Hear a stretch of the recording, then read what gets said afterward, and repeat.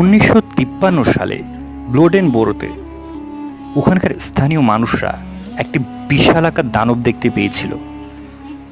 যে দানবটির পুরো শরীর ছিল মানুষের মতো এবং মুখটি ছিল অনেক বড় একটি বিড়ালের মতো।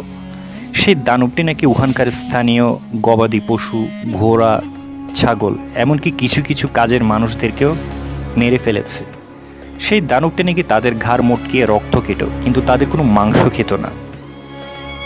পরে সেখানকার গ্রামবাসীরা একটি দল গঠন করে সেই পশুটিকে ধরার জন্য চেষ্টা করলো, কিন্তু তারা তার পরিবর্তে ধরে ফেললো একটি চিতাবাঘকে, এবং তারা মনে করলো যে এই চিতাবাঘটির কারণে হচ্ছে। কিন্তু পরে দেখা গেল আসলে না, সেই দানবটি তখনও সে এলাকায় তাণ্ডব চালিয়ে যাচ্ছে। পরে তারা শত চেষ্টা করে দানবটিকে ধরতে পারেনি, এবং তাও আজও রহস্য হয়ে আছে।